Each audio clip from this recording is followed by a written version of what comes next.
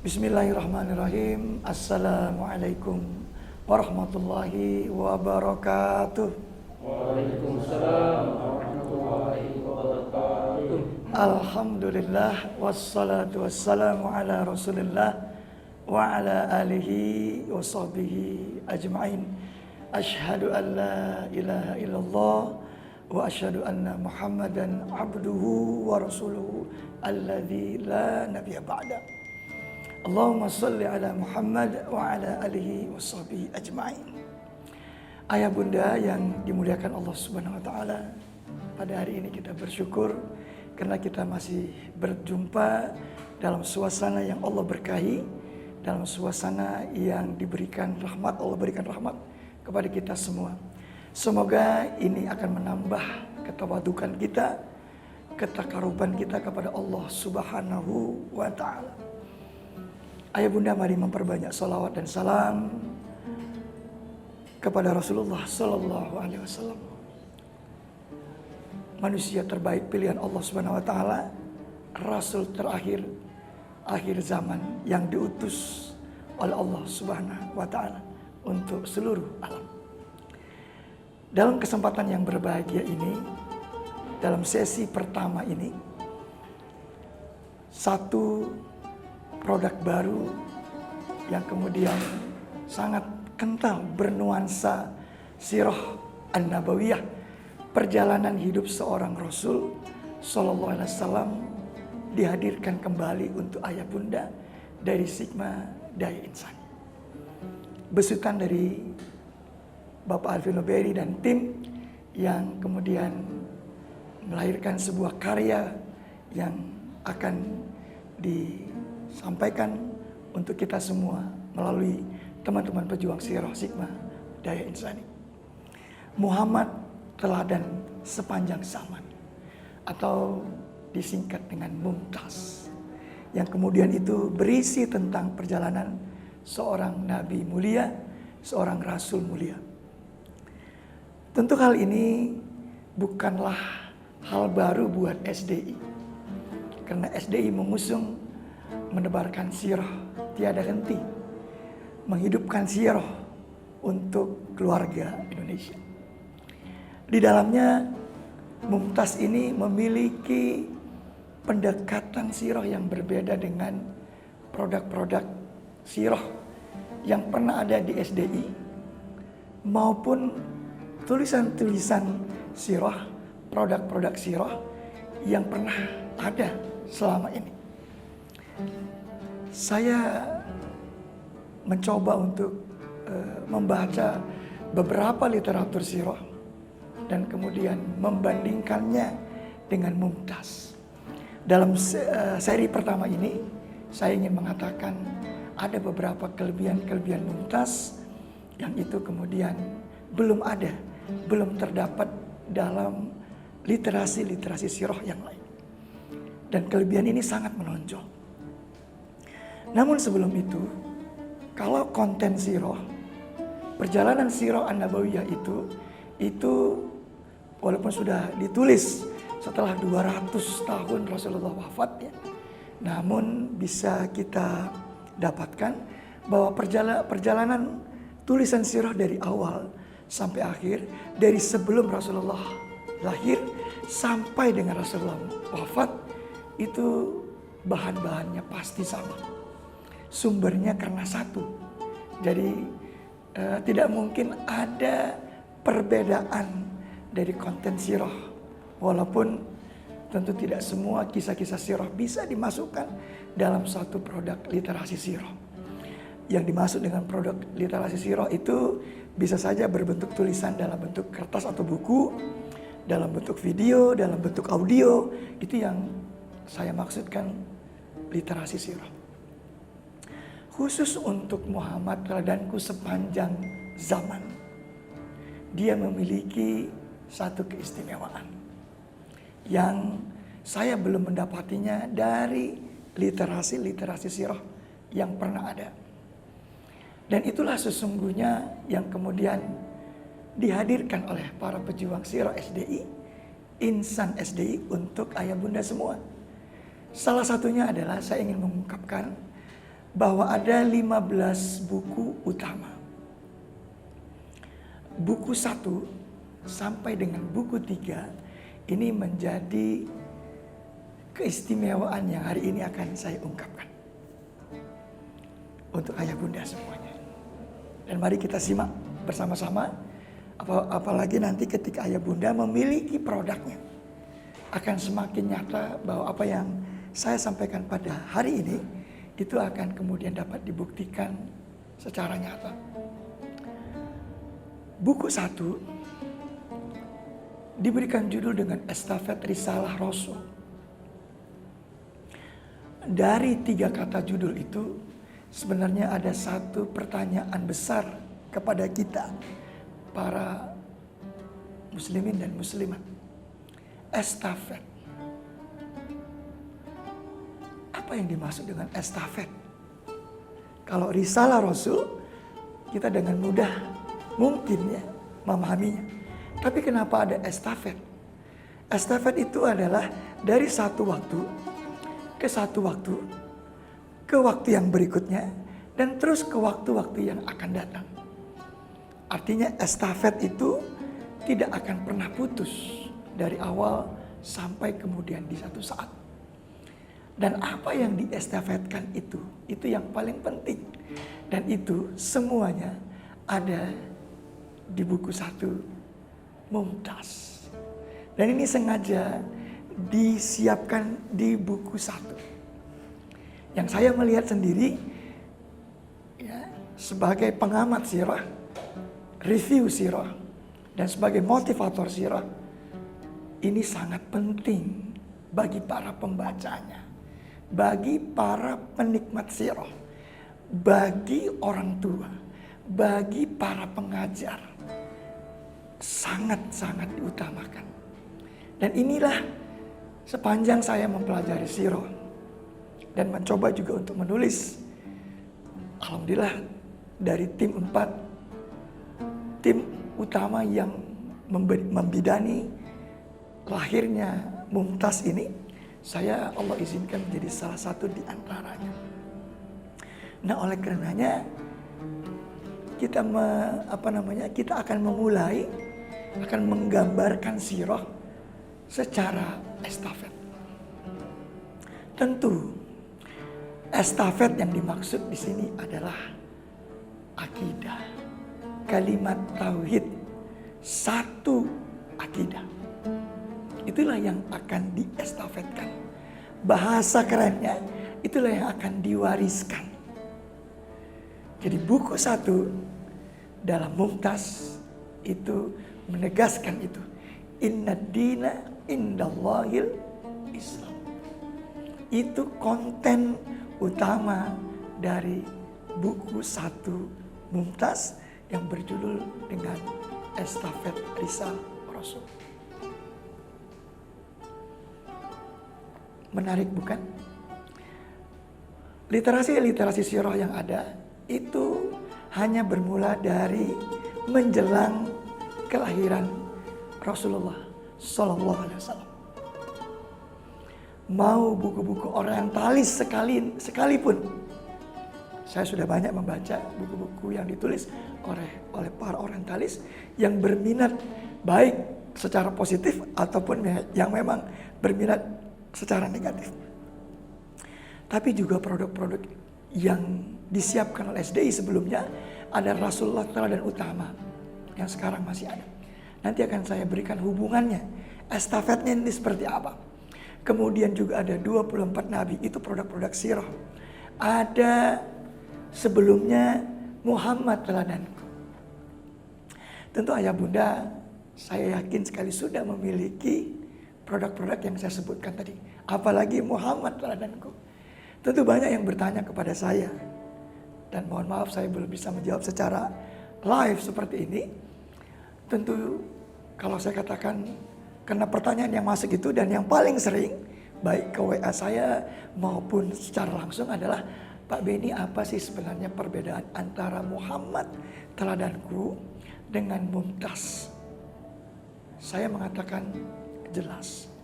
Perbedaannya terletak pada konsep estafet, pewarisan yang kemudian muncul langsung dibuka oleh Mumtaz di buku kesatunya. Dan itu dihadirkan di masa sebelum Masehi, sebelum kelahirannya Al-Masehi, yaitu Nabi Isa alaihissalam. Jauh sebelum itu, dari sejak Nabi Adam alaihissalam, pewarisan itu mulai diwariskan oleh Nabi Adam dan keturunannya. Berlanjut sampai dengan Nabi Idris alaihissalam, terus mengalir sampai ke Nabi Nuh alaihissalam. Qadarullah, pada saat zaman Nabi Nuh terjadi banjir besar, sehingga pada saat itu Allah mewafatkan, Allah mengubah tatanan kehidupan dunia ketika itu, karena semua makhluk hidup pada saat itu kecuali yang diselamatkan oleh Allah dengan kapal bahteranya Nabi Nuh, itu kemudian yang akan melanjutkan kehidupan dengan nabi-nabi setelahnya. Tentu hal ini menarik dan itu dipaparkan dengan sangat singkat dan dengan sangat ringkas dan dengan sangat kronologis, mulai dari Nabi Adam, Idris, Nuh, Hud, Soleh, Lut, Ibrahim, terus Ismail, Ishak, dan seterusnya sampai dengan Nabi Isa alaihissalam. Nah, sebenarnya ada banyak hal yang kemudian terlintas dalam buku satu itu. Tapi saya terlanjur sudah memberitahu pesan intinya. Pesan inti inilah yang kemudian akan dikembangkan oleh Mumtaz sampai ke buku 15-nya. Saya sebenarnya mengatakan sampai ke buku 20-nya. Atau sampai ke posternya, sampai ke produk-produk pendampingnya. Dan itu dikuatkan dengan adanya audio kisah. Ditambah dengan ada barcode, teladan sirah, dan kemudian juga ada wawasan sirah. Itu akan dikembangkan, akan dipertajam melalui itu. Nah, dari situ saja jawabannya sudah muncul. Bahwa Mumtaz itu sudah mendeklarasikan literasi sirah, bahwa sirah itu adalah warisan dari Nabi Adam sampai ke Nabi Isa. Dan setelah Nabi Isa diangkat oleh Allah Subhanahu wa taala ke langit, terhentilah proses warisan itu sementara. Ayah bunda miliki produknya. Apa yang saya katakan telahlah di buku satu itu. Penggambarannya hidup banget karena menggunakan tutur bahasa kisah. Oleh karenanya Ananda bisa membaca sendiri. Yang sudah bisa membaca, ada Ananda yang sudah bisa membaca di umur 5 tahun. Tidak mengapa. Fontnya memang agak kecil, tapi ini font standar untuk membiasakan membaca literasi-literasi dalam tulisan-tulisan. Jadi kalau ini dibuat agak besar dan fontnya bukan font standar, nanti Ananda ketika membaca misalnya tulisan-tulisan baik itu di dalam online maupun tulisan-tulisan di dalam kertas, maka akan ada kegagapan dan kegugupan. Karena membandingkan sebuah tulisan dengan font yang ukurannya besar, padahal itu sebenarnya ketika memulai untuk mengajarkan membaca boleh. Tapi ketika anak-anak sudah mulai terbiasa, kalau tadi kan membiasakan, kalau sudah mulai terbiasa membaca, maka font standar yang dipilih ini akan membuat anak-anak nanti akan lebih mudah. Misalnya fontnya sama, tapi tulisannya bukan bahasa Indonesia. Tulisannya bahasa Inggris misalnya. Itu akan tidak menjadi kegugupan. Karena anak-anak sudah terbiasa dengan matanya melihat font, ukurannya, jenis fontnya yang serupa. Nah, oleh karenanya dengan dibantu dengan tulisan-tulisan bertutur, saya lebih senang mengatakannya seperti itu. Bahasa-bahasa dengan tulisan bertutur ini tidak mudah sebenarnya. Karena sumbernya ini adalah Al-Hadis dan Al-Quran. Tidak sembarangan orang boleh menuturkan dalam bahasa sirah hadis-hadis yang sudah disampaikan oleh Rasulullah sebagai bahan dasar dari sirah an-nabawiyah. Itulah sebabnya penulisan sirah ini itu baru ada menjadi sebuah buku itu 200 tahun setelah Rasulullah wafat.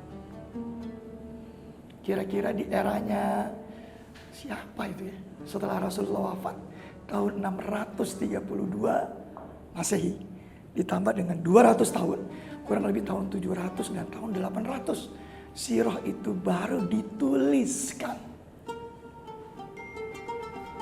Kira-kira di zamannya siapa itu? Tahun 800 atau 700 tahun 700 akhir. Nah, SDI nanti juga akan sampai ke produk itu. Produk yang akan menyampaikan perjalanan warisan sirah ini. Ya, saya akan menjawabnya. Ya, itu di zamannya kekhalifahan Abbasiyah. Luar biasa, kita berutang budi dengan mereka. Atau sudah dimulai di kekhalifahan Bani Umayyah di tahun 660-an sampai dengan tahun 750 di Damaskus pusatnya.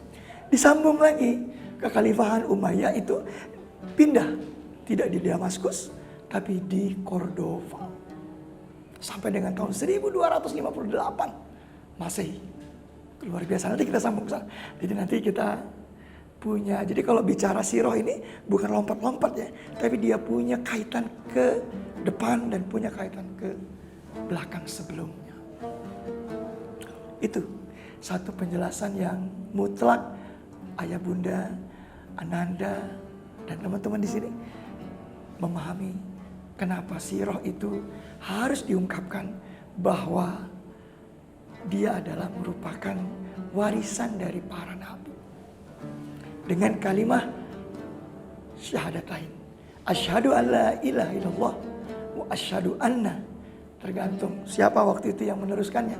Umpamanya wa asyhadu anna Isa Rasulullah. Ketika di zamannya. Tapi setelah Nabi Isa wafat, ketika Nabi Isa diangkat oleh Allah Subhanahu wa taala. Jadi ya bukan tersilap ya. Tapi kalau ayah bunda cari referensi literasi sirah tentang Nabi Isa, saya berani mengatakan ayah bunda harus hati-hati membacanya. Karena begitu diklik di YouTube, begitu diklik di pencari engine untuk materi-materi di online tentang Nabi Isa alaihissalam, maka yang banyak akan dijumpai adalah yang berbeda akidahnya. Tentu sangat hati-hati. Walaupun tentu disamakan cara menggunakan penyampaiannya. Oleh karenanya di buku 1, nah ini yang kedua terpenting yang ingin saya sampaikan kepada ayah bunda. Sebagai pengamat sirah, ya,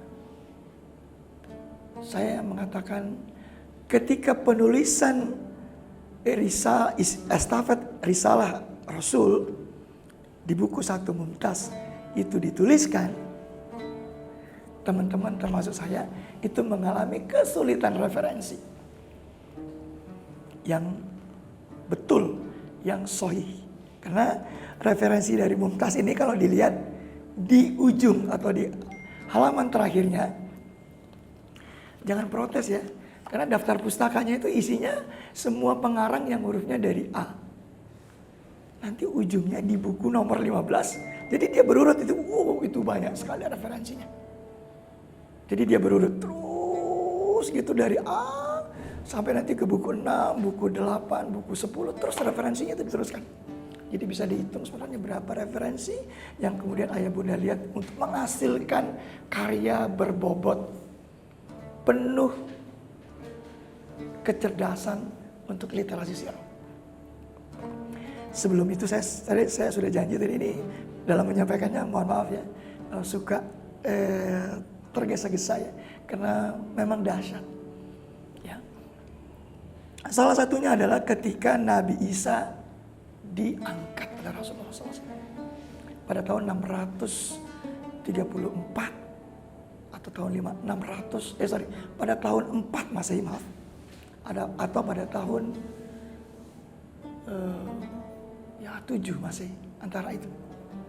Ya. Dan ketika itu kenabian dan kerasulan ya, atau risalah itu kemudian terhenti. Tapi perjalanan sirah itu sedang berlangsung sesungguhnya. Maka muncul di tahun 71 Masehi sebuah peristiwa penghancuran Masjidil Aqsa. Oleh siapa? Oleh sebuah penguasa Persia atau penguasa yang juga ingin menguasai Masjidil Aqsa. Itu diceritakan di sana. Sampai dengan peristiwa Ashabul Ukhdud.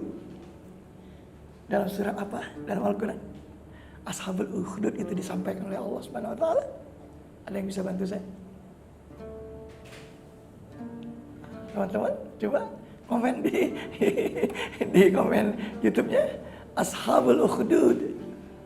Terkenal sekali. Ada dalam salah satu surat di juz 30. Udah saya buka clue-nya ini. Surat-surat yang Allah turunkan di periode Makkiyah. Ashabul Ukhdud itu terjadinya kapan? Di zamannya Rasulullah? Enggak. Di zamannya Nabi Isa? Enggak. Tapi di zaman fatrah, kekosongan wahyu. Satu hal lagi kisah, nanti yang tadi jawab ya, di surat apa? Gitu ya. Satu lagi ada kisah yang juga sangat terkenal. Dan kisah itu ada di dalam Injil juga. Tadi Ashabul Ukhdud itu ada di dalam Injil.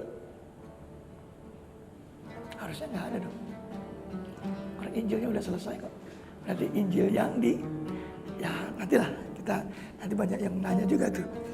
Ada satu kisah juga yang sangat terkenal yaitu Ashabul Kahfi. Jelas Ashabul Kahfi itu terjadi bukan di zamannya Nabi Musa, ada yang mengatakan begitu, atau di zamannya Nabi Lut, atau di zaman Nabi Ibrahim, apalagi di zaman Nabi Ibrahim. Ashabul Kahfi itu pemuda-pemuda ya, yang tinggal di gua atau menghindari kezaliman seorang raja atas perbedaan akidahnya, ya, yang kemudian menyelamatkan diri di dalam sebuah gua. Allah tidurkan selama 300 tahun atau 309 tahun dalam hitungan Hijriah. 300 tahun Masehi, luar biasa. Itu disebutkan dalam surah Al-Kahfi. Dan kemudian atau 309 tahun hitungan tahun Hijriah. Dahsyat. Itu terjadinya kapan? Terjadinya di antara ketika Nabi Isa diangkat oleh Allah Subhanahu wa taala sampai dengan kita diberitahu oleh Rasulullah, dan Rasulullah mengatakan ada satu surat yang diturunkan melalui Jibril alaihissalam, dan kemudian itu disebutkan oleh Rasulullah. Dan surat itu diberitahu urutannya adalah dalam surat Al-Kahfi. Baru setelah itu para sahabat dan sampai dengan kita mengetahuinya. Dan itu salah satu kisah-kisah yang kemudian diungkap dalam buku 1 Mumtaz. Pertanyaan saya, betul tidak literasi sirah yang lain pernah mengungkap itu? Apakah Muhammad teladanku pernah mengungkap itu? Apakah Rasulullah teladan utama mengungkap itu? Apakah 24 nabi dan rasul yang dimiliki produknya oleh SDI itu mengungkapkan itu? Kenapa tidak diungkap? Karena ada satu misi sebenarnya yang harus kita pertegas. Bahwa Mumtaz jilid 1 itu mengatakan kesimpulan utamanya bahwa seluruh misi Nabi dan Rasul yang Allah utus sampai dengan Nabi Isa alaihissalam, di buku 1 itu disebutkan itu adalah kalimatullah, kalimatut tauhid yang diungkap oleh salah seorang sahabat beliau sallallahu alaihi wasallam, Bilal bin Rabah. Ahad. Bilal itu bukan orang baru. Bilal itu orang yang mencari an-nubuwah. Beliau pasti tahu, kita pasti tahu beliau itu dari mana, asal-asalnya. Sehingga beliau itu walaupun seorang budak, tapi beliau orang yang cerdas, orang yang sedang mencari kenabian, kerasulan, risalah. Sangat hanif, bersih, suci hatinya. Itu yang terungkap dalam buku pertama Mumtaz. Tentu sangat menarik. Tentu sangat menarik karena semuanya ditulis dalam referensi yang sangat baik Dan itu dikisahkan sehingga kalau saya membacanya secara scanning, itu maksudnya membacanya secara lancar gitu ya. Itu seperti saya sedang menaiki sebuah pesawat. Pesawat itu kemudian berada di landasan pacu, bergerak sejak Nabi Adam alaihissalam, dan terus naik ke atas lembar demi halaman, halaman demi halaman, terus naik sampai ke zaman Nabi Musa. Dan sudah tidak sadar sudah sampai di zamannya Zakaria, di sana ada Maryam, dan kemudian tidak lama setelah Yahya muncul Nabi Isa alaihissalam. Setelah Isa diangkat itu semakin tinggi itu. Wow, kita semakin jelas menatap seperti apa sirah an-nabawiyah yang akan disajikan oleh Mumtaz. Gitu ya. Dan sampai di puncaknya, penulisannya itu, ini sebentar ya, penulisannya itu tiba-tiba di scroll back, di flashback. Waduh, udah tinggi nih penumpang, udah asik nih, alhamdulillah ini kecepatan sudah sangat cepat. Kita sudah tahu, oh begitu, oh Nabi Ibrahim itu bukan Nasara, Ibrahim itu bukan Yahudi, udah tahu kita. Sudah tahu Isa itu bukan orang-orang Nasara, kita udah tahu, bukan yang disalib, udah tahu. Perjalanannya ketika fatrah tidak ada wahyu juga udah tahu. Tapi tiba-tiba penulisannya di flashback ke masa Nabi Ismail alaihissalam. Yes. Kenapa? Saksikan video saya yang berikutnya insya Allah. Kenapa harus flashbacknya ke belakang? Dan itu bridging antara buku 1 dan buku yang kedua. Nantikan tayangannya dalam tayangan berikutnya. Assalamualaikum warahmatullahi wabarakatuh. Waalaikumsalam warahmatullahi wabarakatuh.